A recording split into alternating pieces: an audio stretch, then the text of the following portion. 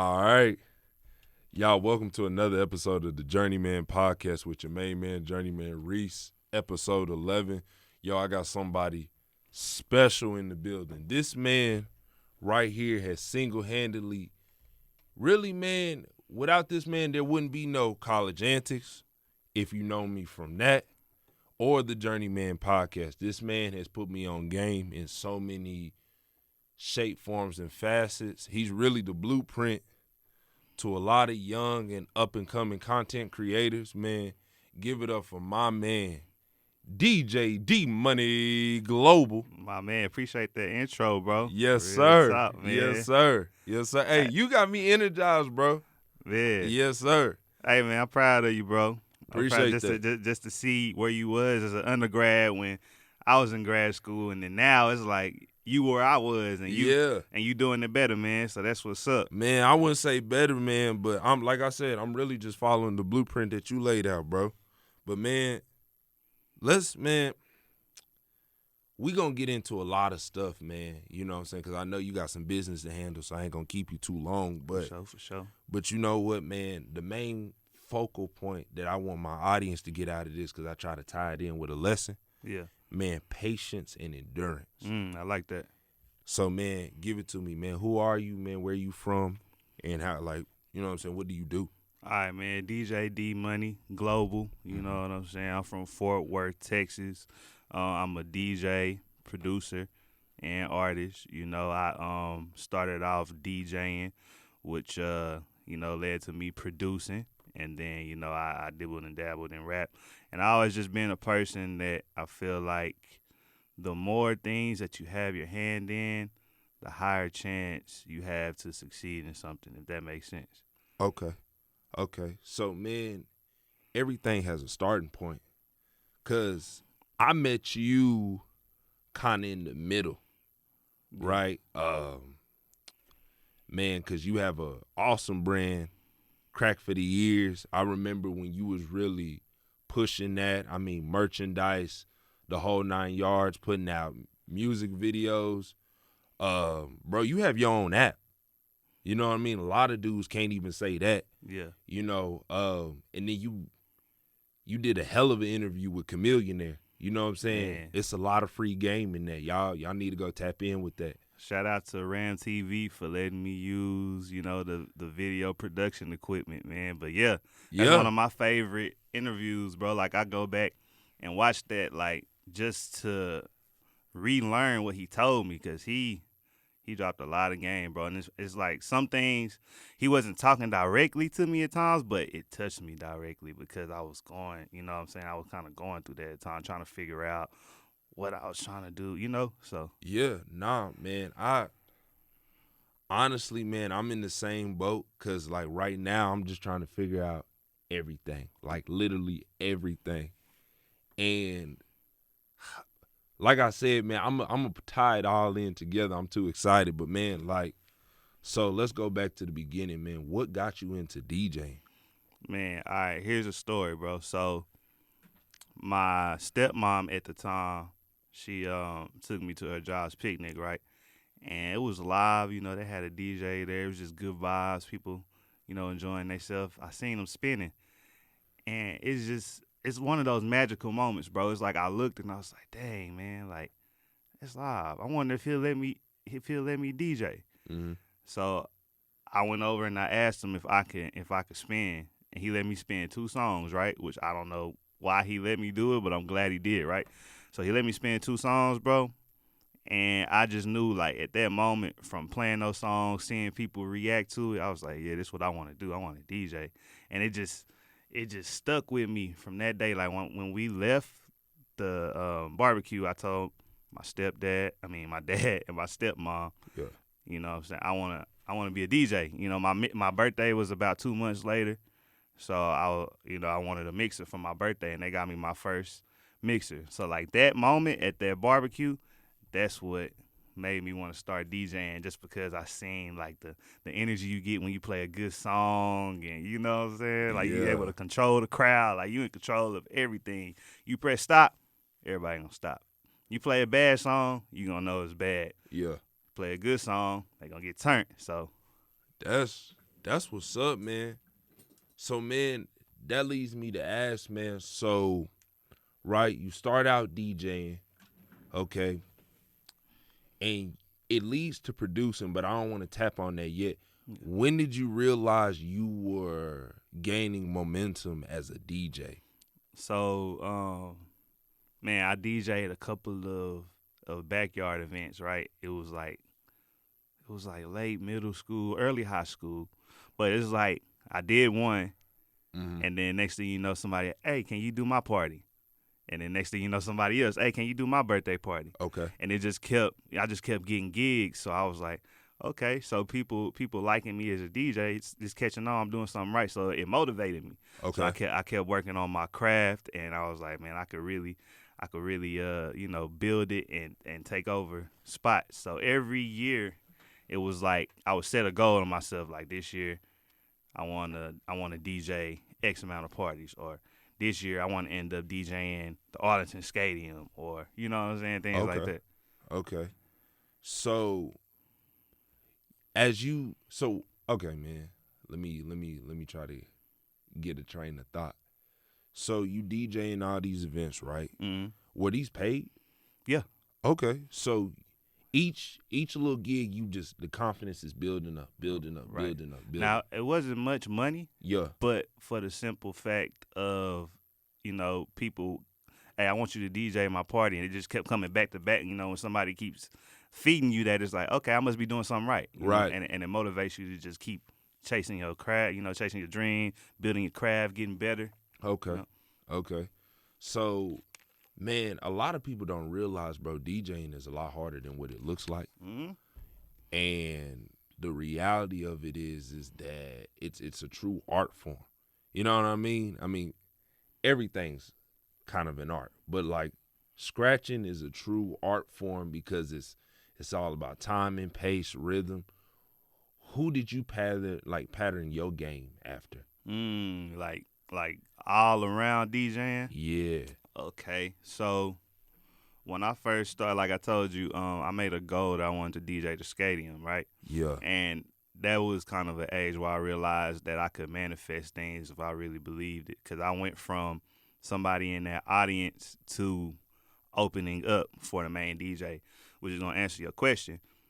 Name was Teflon at the time, 80 grand now. But I seen how he controlled the crowd, you know what I'm saying? He was really like a talker. I didn't get to talking until later. But as far as like his song selection, I ain't gonna lie. Like watching him, just opening up for him, and then watching how he controlled the crowd, it just influenced me. So I definitely got to give him credit for sure, because it kind of helped me, like laying the blueprint. He laid the blueprint, and I just applied it in my own way. You know what I'm saying? Okay. Okay. Yeah. So And then also, that, and then I'm self-taught too. So like, I spent a lot of times in that back room, like just trying to learn how to mix and transition and things of that sort. And it was terrible at first, bro, but that's the thing of, consistency, repetition. You do something over and over again, you got no choice but to get better. So, man, and that just leads me to one, compliment you, because one thing that I try to implement, man, is really not about the numbers or like the highs and lows. It's your body of work, the consistency. right. And, I see that in you through everything that you do. So, right, you have your big moment, right? You gaining momentum, right? So my thing to you is like the it moment for DJing, like your biggest venue ever. And then I want to jump into how that got you to start producing. Okay. Man, a part of me wants to say the Arlington Stadium, which was like the biggest teen party, like on Sundays. It was called Super Sunday, bro. It'd be a line wrapped all the way down to Cooper Street. It was a discount tire next door. It'd be all the way over there.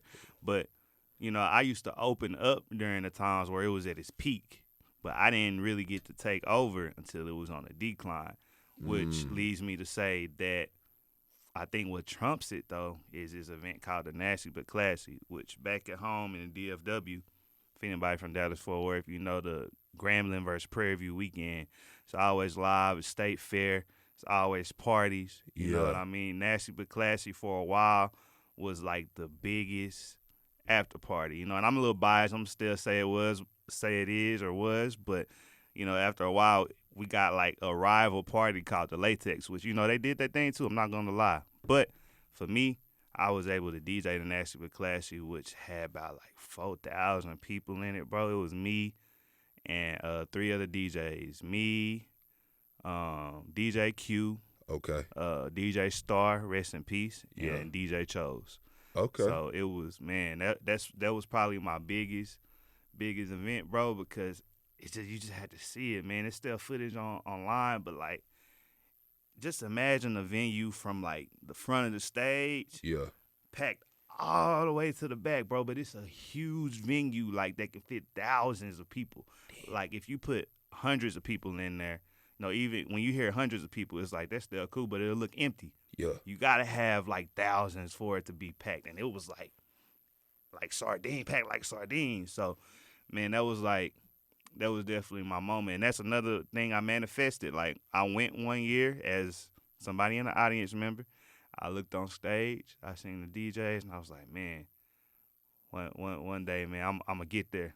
I'm gonna find a way to get on that stage and DJ. And probably about 2 years later, my first time, bro, I got on there. Wow. Whoa. So what did it do for your confidence? Man,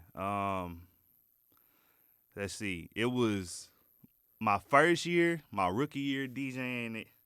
I felt like my set and stuff was mediocre. It was all right.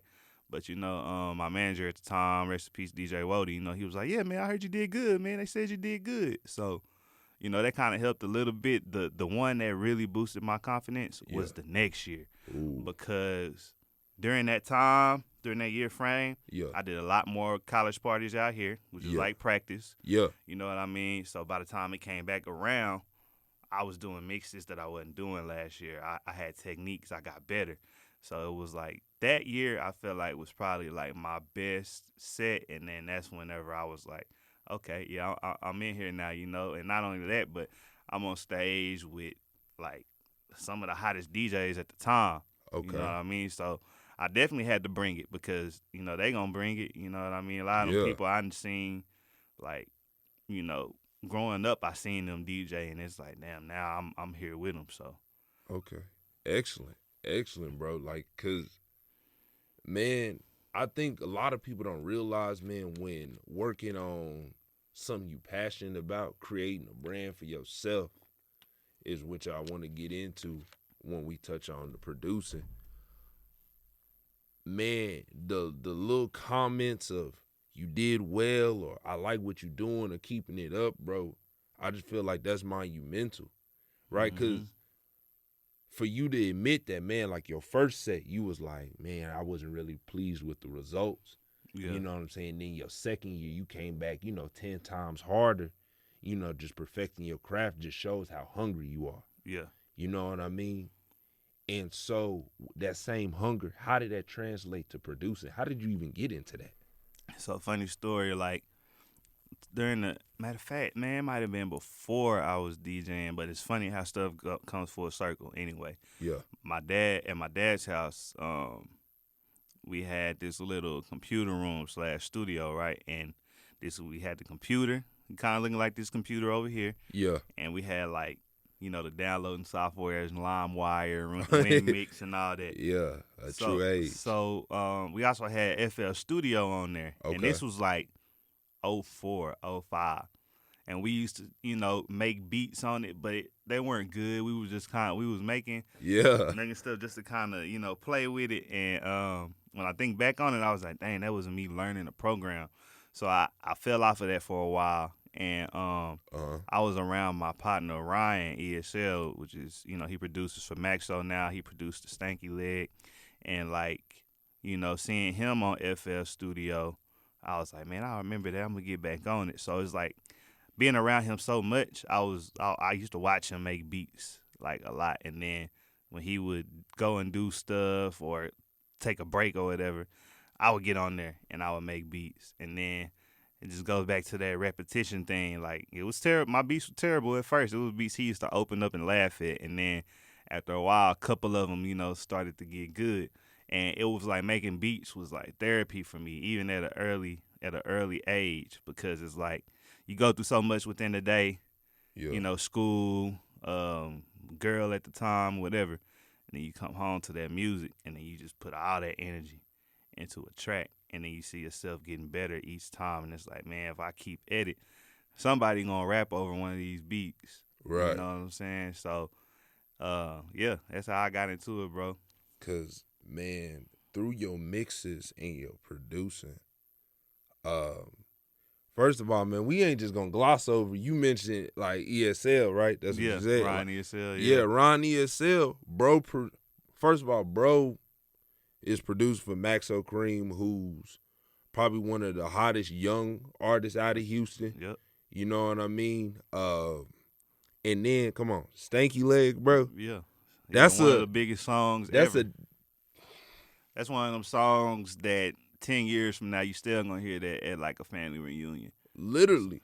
That used to be my whole, like, man, when did that come out? That was like 07. 07. So, bro, that was literally, I think, 4th grade for me. Wow. And that, I remember, like, that was one of those hip-hop songs that it didn't have too much cussing in it. Like, because it was just like, it was the chorus, you know what I mean? Yeah, the chorus had and then the teachers, you know what I mean? Like, the slang that was in the song, they didn't know what that meant. So it was just like, they playing it and whatnot. So we, as young elementary kids, we was live off that, man. But not to really touch on that, but to touch on the fact that it's like, I mean, your mixes and your producers, especially your mixes, man, have brought you in contact with a lot of high-profile people. Tell me what that's like for you.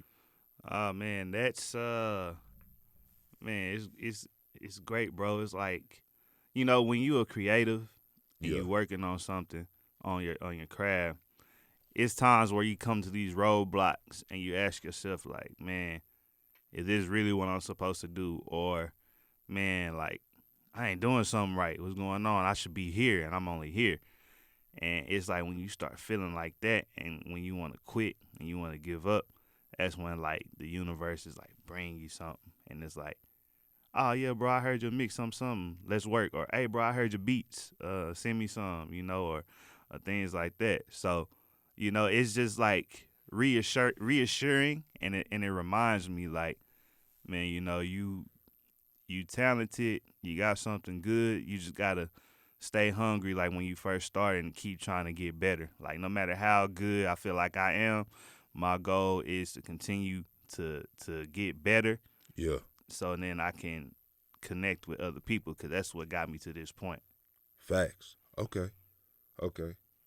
So I feel that, because it's like, man, a lot of times, you know what I'm saying, just I think in regular life, man, like whether it be school or it just be anything, man, like we want to give up.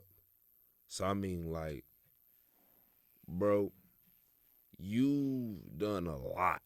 I mean, you have your hand in a lot, right. Especially a lot of the music that comes out of Dallas and Fort Worth, which a lot of people don't know.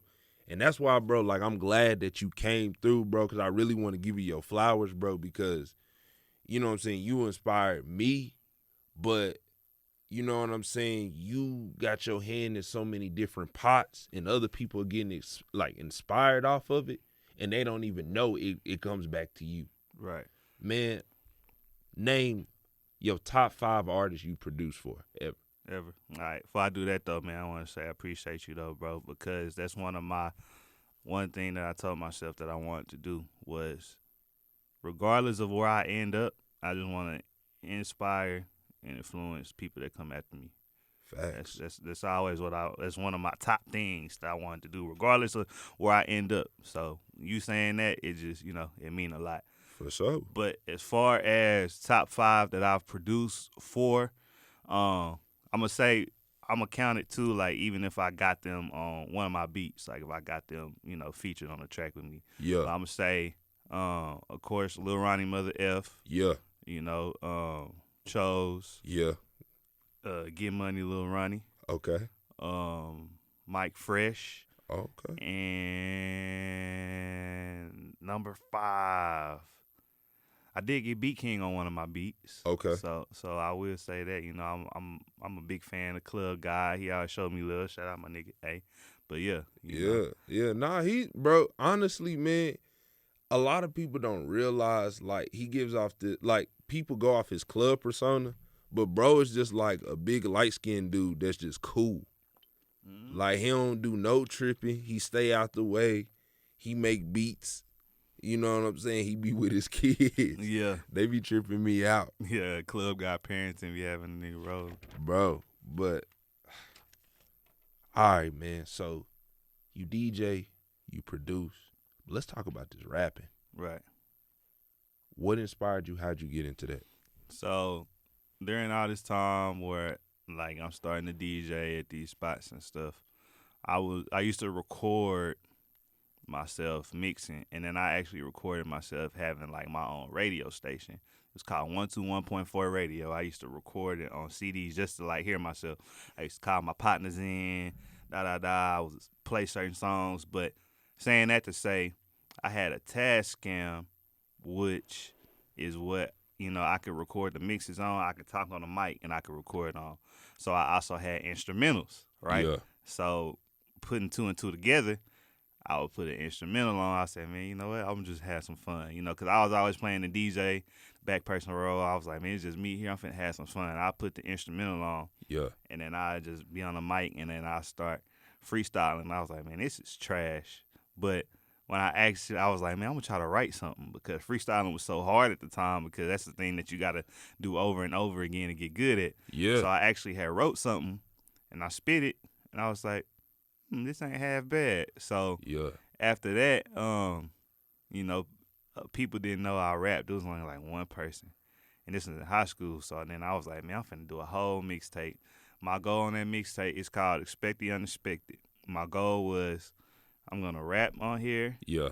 I'm gonna add the DJ element. I'm gonna talk my noise. You know what I mean? I'm gonna bring the tracks back, add sound effects, and I'm gonna produce some tracks on here. Okay. So I did that, and it was like a 50-50 response, man.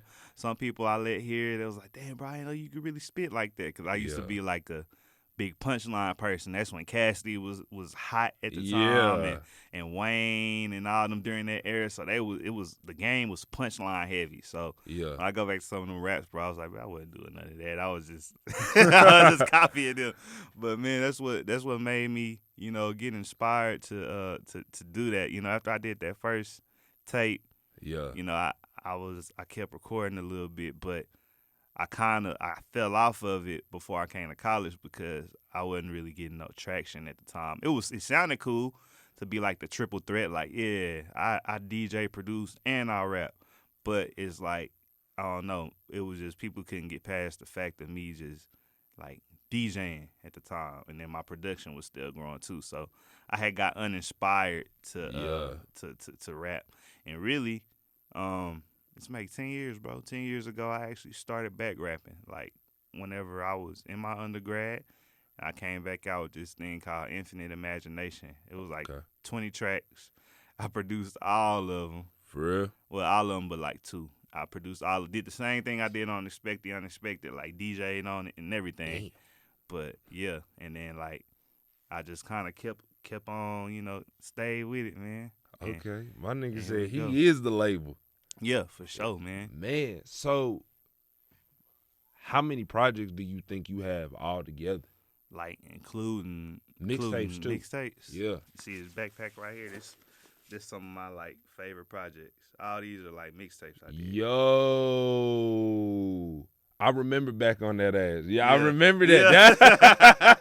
I remember that. Bro, I gotta say,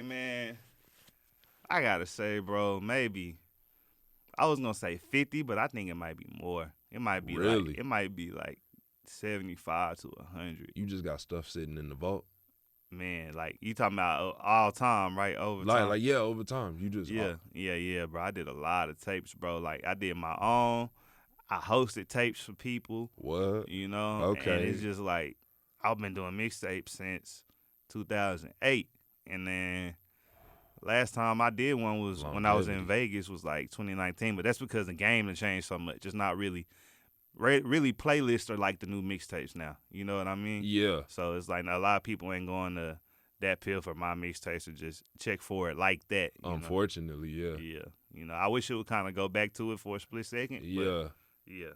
I mean, the game got to evolve, man. I remember Spinderella, Mixtape Monkey, Dat Piff, Hot New Hip Hop used to have all the hot tracks, mixtape and mainstream. Yeah. And you could download them for free if you had what's it called?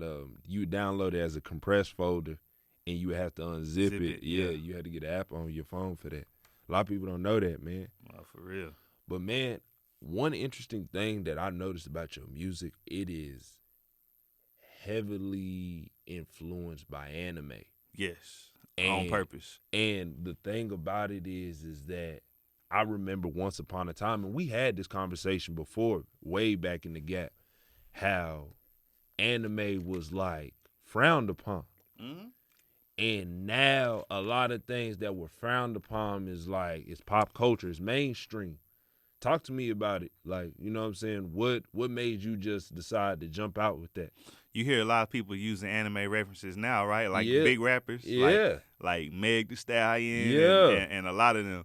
But see, for me, bro, I feel like music is about it's an expression. So being who you are. You know, some people like to create the character and stuff. Me, I just always been the person that if you listen to my music, you're going to understand what I'm into, what influences me, and all that. And anime is one of those things. You know, a lot of people look at anime like, oh, it's a cartoon, I don't know why. But if you really watch anime, a lot of those shows, it has real life elements in it. For instance, Naruto, right? A lot of people know, everybody should know Naruto now. It's one of the most popular animes, right? Yeah. We watched Naruto from a kid to an adult. Yeah. To now, Boruto is out, and we're watching him become a father. Yeah. That's real, bro. If you, goofy Naruto, seeing him adjust to being a father, like, it touched me because that's where I'm at in life. Yeah. So I feel like I'm growing with him. You know? So, you know, using them anime references too, it's like I wanna reach out to people that's into that. Yeah. So like if you don't understand or you know, it ain't for you. But the people that watch the anime and is into it like me, they gonna be like, yeah, I get what you're saying. That was tight. Okay. You know? It's a whole anime community. I mean, on Facebook, and man, all it is anime references. You know, I done sent some of my songs that was anime, you know, anime heavy, and they responded well to it. So it's like you got to have a certain type of audience you think you're trying to get to tap in. And I've always been different growing up, so I'm like, them is the people that I feel like will relate to my music the most. Okay. Man, that's crazy that you say that, because I tried to explain that. I was like, bro, people like, it's real life consequences in these shows. Like, people don't realize that, like, you know what I'm saying? Except for Dragon Ball Z, because everybody come back to life. But that's my stuff. I ain't gonna downplay it. It's still like the top anime. Yeah. It's just you can't mess with it. But like man, like how you was mentioning Naruto, like really watching him from a child to now becoming a grown man and responding to situations as an adult. Mm-hmm. You know what I mean? I would say I'm still in the little Shippuden area. Like, you know, people woke up, people did, some people still sleeping. But nah, man, give it to me. Top 5 personal favorites. Anime? Yeah. Dragon Ball. Okay. Naruto. Okay. Yu Yu Hakusho. Hey, come on. Hey, that is a goated, bro. It's a goated anime. It is. It's one of the best. I think the intro is untouchable, too. Bro. That intro is untouchable. And, look, Netflix, y'all better not mess this up. I heard y'all doing a live adaptation. Please don't mess up the Yu Yu Hakusho like y'all did Death Note, which I put Death Note. I probably put Death Note at 4 or 5. Okay. I put Death Note in there. I love that because I'm more into the fighting thing. But Death Note, with it being like so much of a strategical mind type anime, it makes you question like more. It like morally, it makes you question the whole thing because it's like, bro was writing people left and right, and it's bad people, right? Like these rapists, killers, all this. You know what I'm saying? But then you see him turn into like it's almost like it's almost like it's really like a hood movie in a sense. It really is because like bro was nobody. Like he was perfect. Like, you know what I'm saying? Like he had the perfect grades, the perfect family. Everybody wanted to be his friend, but like bro was just dead inside. Like and it's crazy, bro. Number 5. Man, give me that 5th one. Man, what is the 5th one, bro? Let me think. Ah, man. I'm trying to think of ones that I could really put. It's something that I'm watching that I like right now. We'll talk about that afterwards, though. Yeah. But man, number 5. Man, I'm gonna do a sleeper, bro. I'm gonna say Gundam Wing, but the one that used to be on Toonami with like Hiro. He used to have this move called the Shining Finger. Is it that one? I think so. It was like 4 or 5 dudes in the little squad. And it was kind of like the city was kind of in ruins, but they was still fighting people. They had a space arc, I guess you can say. I wonder. But it's I know it's like a lot of Gundam Wings, but it's a specific one I'm talking about. They actually had like a movie and stuff too, but it was like so dark but yeah, I had to put that at number 5 for like. Bro, I honestly make fun of Gundam because like it's because it's like it's a mech anime. Like I mean, it's really the blueprint for a lot of mech animes. I mean, even a lot of regular animes, if we're gonna keep it a stack. You know what I'm saying? But honestly, bro, like the longevity that it held, that it holds over the game, like you can't disrespect it. You know what I'm saying? Right. I didn't too much get into the other ones, but this one I think it had a movie called Phantom of the Opera or something. But anywho, if you watch Toonami, you probably know it's Gundam Wing I'm talking about. I think that was like the best one of the whole.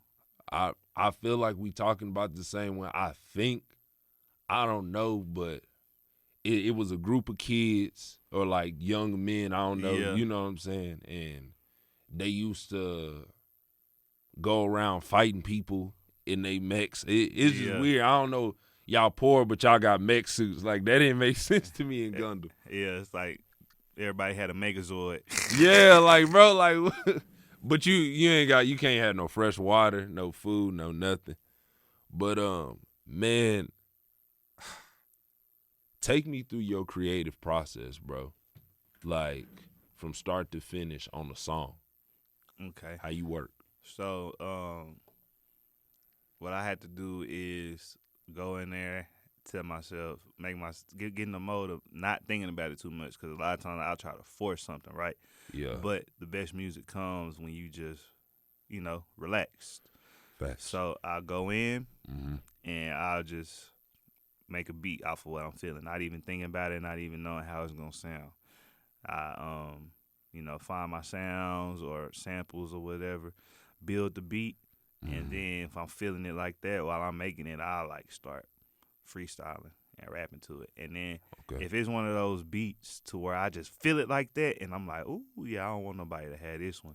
Sometimes them beats where I'm selfish on, I'm like, man, them the ones I need to send, because if I'm like that on it, somebody else gonna feel like it. But I ain't gonna lie, it has been something where I kept them for myself because they was just too hard. Yeah. So like then, I'll put it in Pro Tools and I write sometimes, not as much as I used to, but right. I like doing the Wayne method, the punch in, which every rapper pretty much does that now. But I feel like it comes off natural when you like, you think about a line, and then you say it, versus da da da da da. It sounds like you reading it sometimes. Okay, so that's the punch in method. Yeah. Okay. So a lot of people be like, I don't write, but it's not like they just going in there and spitting a verse out. They going in there and they saying it line by line, bar by bar. Okay. All right. Yeah. Nah, that's dope, man. Cause I was listening to PlayStation Flow earlier before Man. you got in here, and how you was just snapping. Cause I was really trying to, like I said, bro, I was really trying to research you because I'm like, bro, how much music does this man really have? Yeah. But going over our previous like topic we just covered, you saying you have more than 50 projects. And a lot, and that was just, a lot of those mixtapes. It wasn't just me. It was like what was hot at the time. And then whenever I had got back into the groove of rapping, I'd sneak my song in there. But at the end of the day, it's still a mixtape, still a project. So Facts. Nah, I mean, to be honest, bro, I mean, I don't really know a lot of artists that just have over 50 projects. Maybe I could be clueless, but I mean, you're kind of in the realm with some of the mainstream dudes. A lot of them, bro, like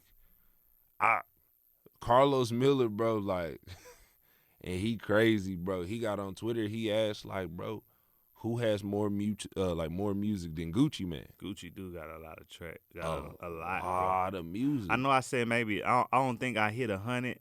Might be 50 to 75, but that dude there, he definitely, like, I think he over 100 mixtapes. Bro, easily. I think, bro, when Zaytoven said bro got about like 400 songs in the vault, I couldn't. And then, like, bro, and that's when he was locked up. Because I remember Zaytoven was like doing heavy like press. Yeah. Because I guess he knew like bro was finna get out or whatever because he was doing interviews and stuff like that. But yeah, man, you could possibly be in that realm because it's very few that can just go in the studio and just lock in. I mean, another person you got to throw in that conversation, Currency. Man, Currency got a lot of tapes, bro. Currency got a lot, bro. Currency, I want to say, I think it was the year of 2018 or 2019, one of those years, bro had put out a tape for every single month. And then sometimes he would double up on certain months. You know what I mean? And, I mean, bro, you really probably in that realm. You know what I'm saying? Yeah. But, man, this interview ain't about them. It's about you. Crack for the years, bro. Your own brand, right? We're talking about patience. We're talking about endurance. You've had patience through every stage we done talked about. Tap in with me on the brand and how you continue to like build it now. Man, because, bro, it's like everybody I looked up to always had like their own brand, something catchy, Yeah. Crack for the Ears motivated me really right before I graduated, my senior year in high school. Yeah. To my freshman year at Angelo State University. I just got on the mic, said a couple tags. That was one of them. And then when I used to do these little mixtapes and I used to sell them and pass them out, a lot of people started saying a tag to me. That's how I know I was kind of on to something. Yeah. So kind of like fast forward to now, it's like, this was 2008 when I had that first mixtape. Facts. So I just kept going and going and going. Repetition again, bro. That's what helped me, build the brand. And then when I was getting like big Texas artists, that was responding to me and that was saying a tag or saying, yeah, we rock with the movement and stuff. Yeah. It let me know I was on to something. I just have to continue to elevate each year. I know you mentioned the app earlier, man. I was thinking about that. The app is actually offline right now because I cut it off when I moved to Vegas because I had to pay for it, and then when I moved out there, I was jumping out on a whim. So I was like, man, I'm trying to save every dollar I can till I get right. But saying that to say, I'm actually in the process of revamping it and bringing it back because I Okay. you was there, so you probably you remember. So it's like I think it had a good reception and everything, and it's just like now I'm gonna have a whole different like rollout with it. I'm gonna actually like promote it more. I feel like when I had it back then, it was a test. You know what I'm saying? It was a good test. And now that I'm familiar with it and stuff, like, I'm finna get the little blanket license so I can exclusively broadcast my own mixes and all that on there too. Okay. And I'm not limited to, or I can't play pop music or the top 40. You know what I'm saying? So I'm making an investment in that because this time around it's gonna be pretty much the same, but I want it to be better. Yeah. Yeah.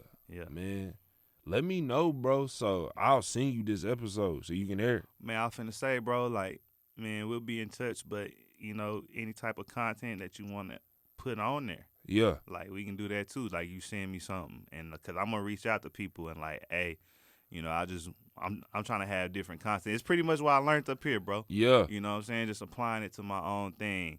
Like I'm gonna have little mixes, but I also want to have people that do like their own little podcasts and different interviews and like, boom, put that in for a slot. So. Oh yeah, for shit show. Yeah, I'm gonna definitely get on that. Yeah. Yeah, man. Cause like I said, bro, I really do pay attention to what you do. I may not say nothing, but like that's always been my type of thing, bro. I like to observe. So man, I talk to me about Vegas, cause you said you stepped out on a limb. Yeah. I know. Like you was quiet for a little bit, Mm-hmm. and then it was just the explosion of a whole bunch of stuff. It was like you was throwing the biggest parties and all that. Like, so, bro, it was like Vegas was like the last thing where it showed me like whatever I want to do, I put my mind to and focus, I could do it. It's not gonna be easy, but it's possible. Cause when I went out there, bro, like it really humbled me because first off, the irony of this is one of the biggest DJs out there on the radio, been doing stuff for a while. His name DJ DMoney, and I ain't talking about me. And yeah, crazy, right? He spelled it with a dash, so it's kind of like somebody established out here, a DJ from out of town come. They just happen to have same name. Like let's say like DJ T or something. DJ T is a dude out here, and a DJ T from San Francisco decides to come to San Angelo. And he's like, I want to kill it, but it's like, yeah, you got DJ T up here, so it's like if he tries to get on somewhere, it's gonna look like he's trying to.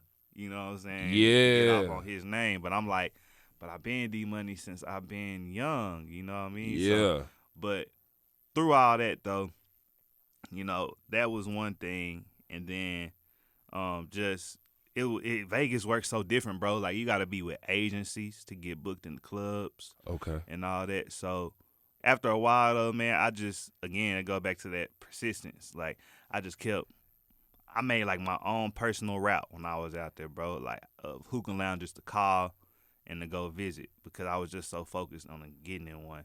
So I finally got into one that was actually on the Las Vegas Strip. It's called Luna Lounge. Shout out Oscar, man, because he actually was the first dude to give me a chance to spin.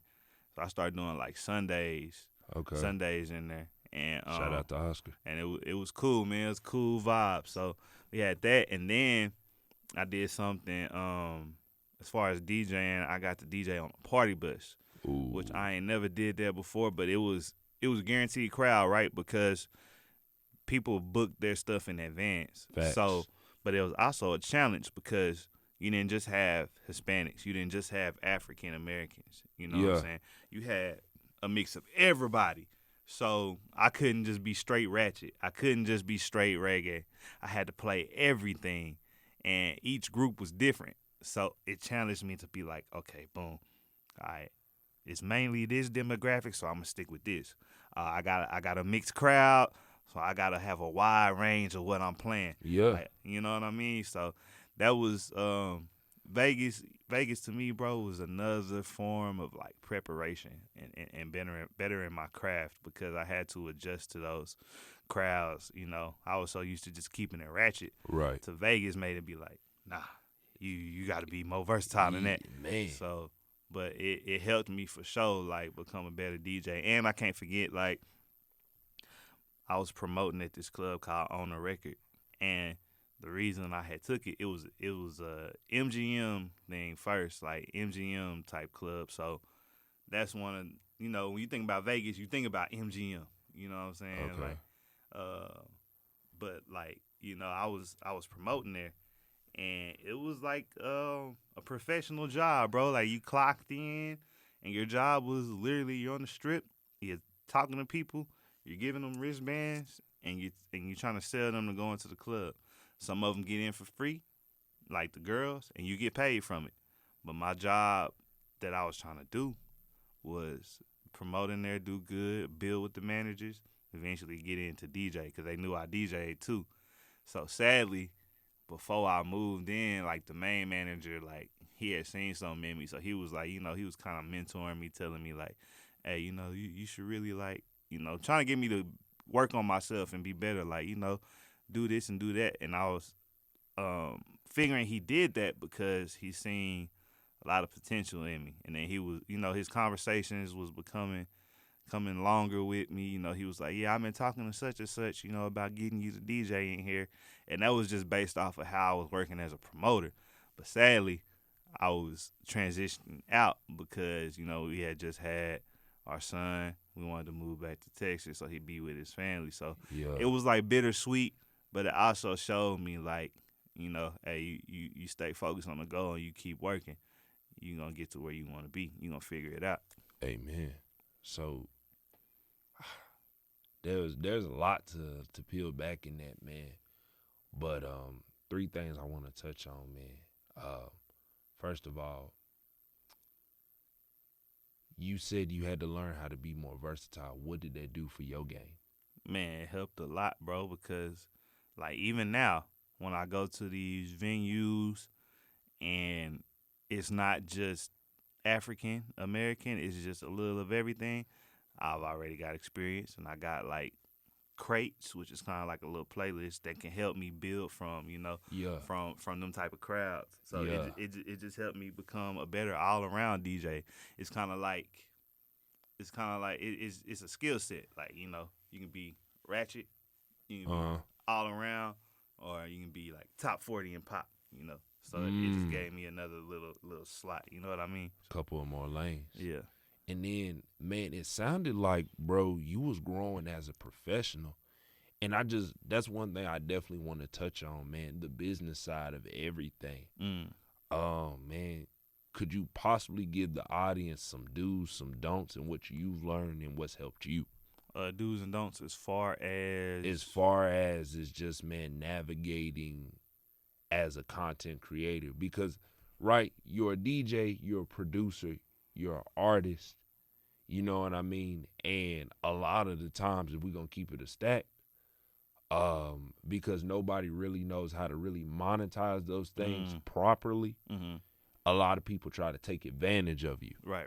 So what are some things you learned on the way to navigate that?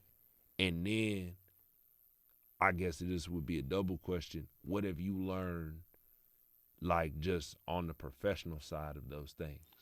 So, I definitely learned, like, you got to know your worth. Like everybody's worth is different. You got to figure it out and figure out what you really worth and move on that. And as far as on the professional end, man, like, part of the game is you always going to have people getting over on you. Like, ain't no way around it.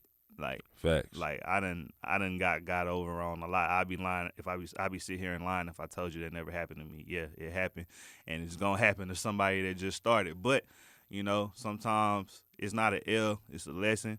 Yeah, you just learn from that, and it's kind of like when you start seeing the same movie over and over again, you be like, nah, I'm cool on that, because I really know my worth.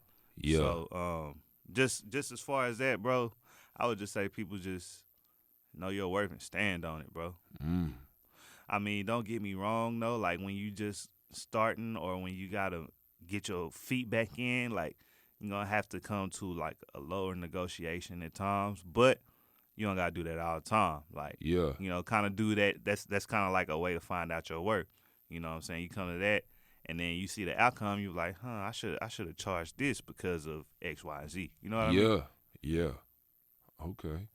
Yeah. Okay, man, because I just, like I said, man, this is a platform to, bro, at the end goal is, like, I want to bring people up, you know what I'm saying, and just give them a platform or a way or a route or maybe some game that will help them along in their journey because, bro, being in that in between space is hell. Mm-hmm. Cause it's like, man, from birth, you've always been told in a sense what to do. And then as you become an adult, you know, society's telling you what to do. You need a job, you need a car, you need a place to stay, you need this, that, and the third, you know what I mean? And, you know, the school system, they teach you how to be a worker bee. They don't teach you how to be, you know what I mean, like the potential king or queen of the hive per se. They don't promote entrepreneurship. It's really like you really got to get out here and find that on your own. Right, exactly. Man, so, I mean, I appreciate you for sharing that because that's monumental, you know, knowing your worth and everything like that. But, man, I want to touch on something that's really important. Fatherhood. Fatherhood. Yeah. Okay. You've been patient through every realm of your life. Talk to me about fatherhood, bro. Something else, you know, gotta be patient in too. But I will say, bro, like when people say it's the biggest blessing you could ever receive, like that's true, man. Like, and when I say that, it's not always easy, bro. Especially when, you know, you trying to figure it out like everything else. You got a whole little human being that can't even like talk to you all the way yet. You know, they're talking to you and you got to figure out what's wrong with them, and you know, you're learning. But at the same time, it's like it's helping you become a better person, you know. So, yeah, because you taking care of somebody else. You know, you're not putting yourself first no more. Like I don't put myself first no more. I gotta make sure my son's straight, and then I figure it out. You know what I mean? Yeah. But man, bro, it's a beautiful thing though, bro. Like, especially like as watching somebody grow, and then you see some of your traits, you see some of his mom's traits in him, and stuff, and then you know that it's like you could be having a bad day, and then they come and do stuff. They be so happy to see you, you know, running to you, hugging you, you know, just giving you a whole bunch of love and affection. It'll make you forget about like that bad day or that frustration you going to, and then it like, as far as you know what I'm doing, it gives me another reason to go hard. Like I'm going hard for him now, you know, because by the time he get older, I want to be able to be, you know, have this brand booming and stuff, and he, you know, eating off of it. You know what I mean? And he part owner and all that. So okay, because man, I just think fatherhood is a beautiful thing, especially to see it being demonstrated by black men. You know what I mean? Right. We were debunking the myth, the overarching perspective was that we don't want to be fathers. We don't want to be any of that. And man, I watch you and you and your son, man, y'all had the time of y'all lives doing, you know, the bare minimum. You know what I'm saying? It's just a beautiful thing to watch. Cause like I said, like meeting you from D Money, like grad school student D Money, no kids, to like fatherhood, man, it's just, you know, it's not on you, it's within you, bro. Like for real, man, keep that up. Appreciate you know what I mean? Yeah. For sure, bro. And it's just like with that, you know what I'm saying? You in a relationship too. You know what I mean? Right. Talk to me about that, how y'all been rocking. Cause I mean, I feel like, man, she's really just let you chase your dreams. She pretty much like my biggest supporter, bro.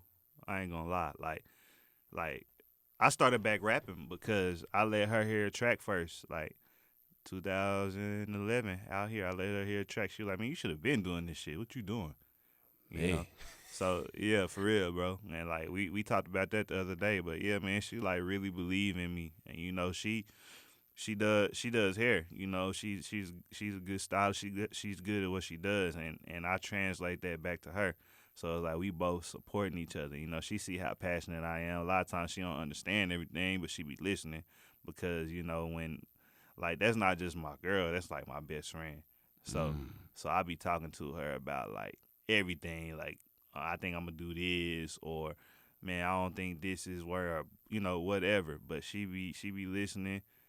She give what she think, you know what I'm saying? Yeah. And she just support me, bro, and keep me going. So That's a blessing, bro.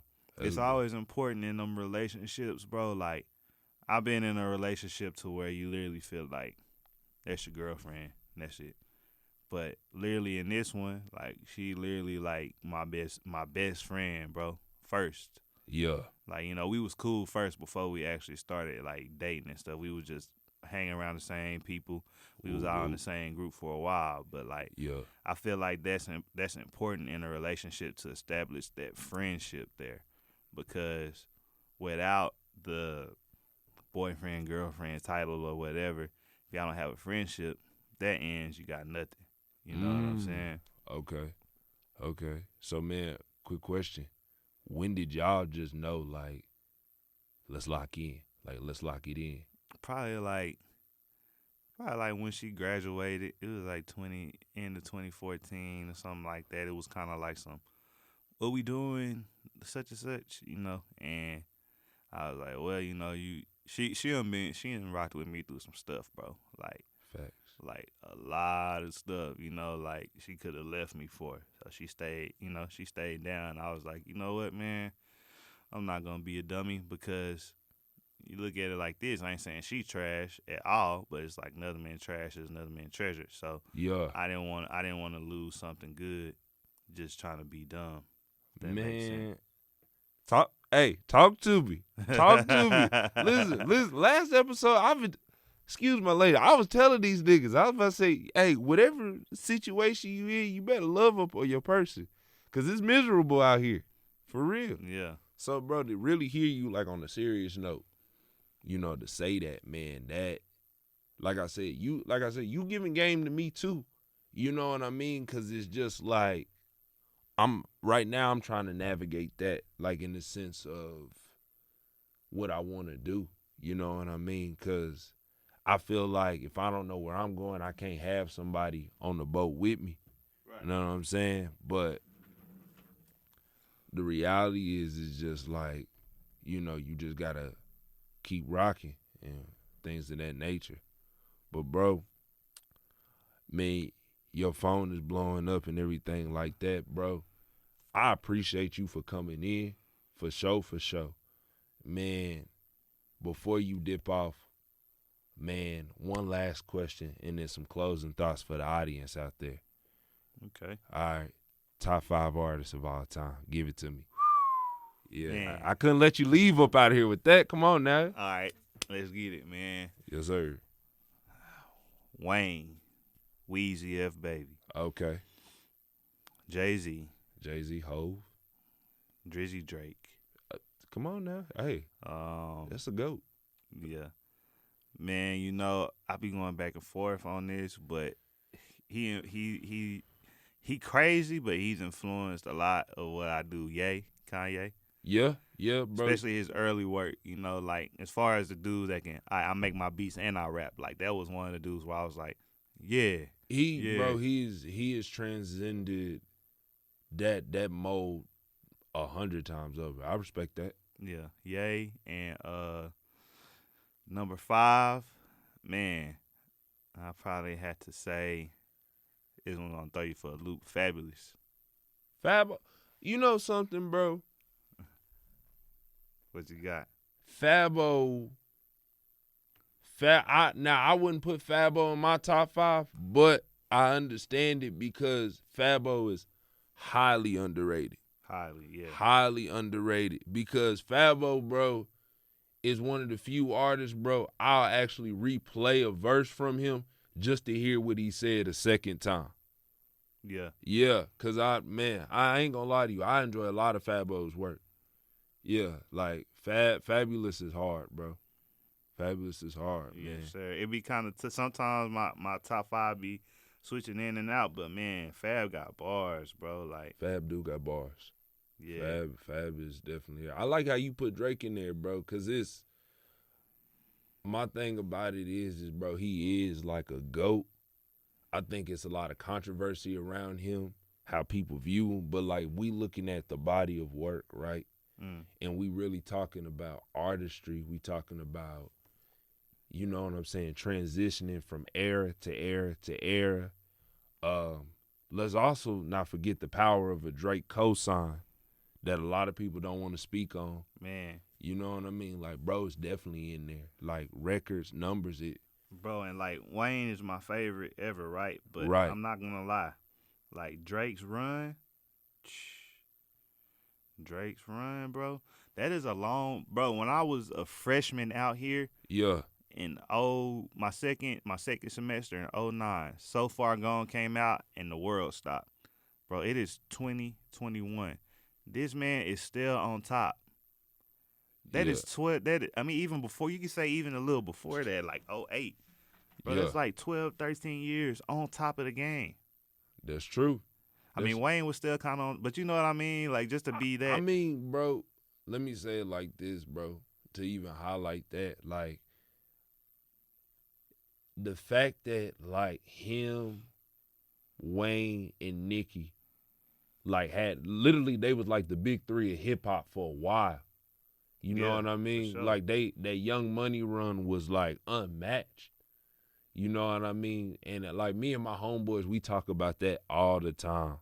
We talk about that all the time, about that run and stuff like that. But nah, bro. Hove, I like Hove, bro. See, to me, man, it's hard because it's like, are we talking about Hove as an artist, or are we talking about Hove as a businessman? Because that's what really comes into play. Because it's like, if we talking about businessman, bro, he really undefeated. The only person you could even put in that realm with him is Diddy. You know what I mean? For sure. And it's some other people you can name too, bro. I would definitely have to do my research. But if we talking about face value, like, a lot of people say it's Hove. Yeah. I mean, a lot of people could say it's Ye. Ye the richest black man right now. Man, hey, that's wild, bro. And that's, bro, you know what I'm saying? This the same kid that was playing piano in Chicago. You know what I'm saying? Wearing pink polos and all that. And you know what I'm saying? So, I mean, it's crazy, bro. But, brother, give me some closing thoughts, man. What are some things that people can take away from this conversation? Man, repetition, bro. Repetition, consistency, persistence. Like, if you really passionate about something, keep going for it, no matter how hard it get. When you feel like you want to quit, that just mean that breakthrough coming, and you just, got to get that second win and keep going. Cause it was times where I wanted to quit. I spit fire, but my shit wasn't lit. It's a real bar. But real talk though. Like, it was times where I wanted to quit because I wasn't getting the results that I wanted. But man, when you really love something, I seen T-Pain say this, man. When you really love something, you do it for the love, and the money gonna come. But when you just doing something for the money and you don't love it, it's a lost cause. Yeah. Okay. So, okay. Hey, man, y'all heard it here first, man, on the Journeyman podcast. We done got some exclusive info. We done got some gems, some game, everything that comes with it, man. My personal thoughts of this conversation, monumental, y'all. Look, this man literally embodies consistency, hard work, patience, and faith. Bro done stepped out on faith a lot. Facts. A lot of people won't catch that, but, like, for real, man. Like I said, brother, I can't thank you enough for coming in here, bro. Man, appreciate you having me, bro. Keep it up, man. I'm glad to see you in this seat, bro. And just, hey, if you don't do it for anybody, bro, do it for me, and just make this Ram Radio situation better, bro. Yeah, bro, for sure. You know, I'm gonna do that. But y'all, may love, peace, and prosperity be on y'all. Thanks y'all for tuning in, first time and last time's listeners. And we out.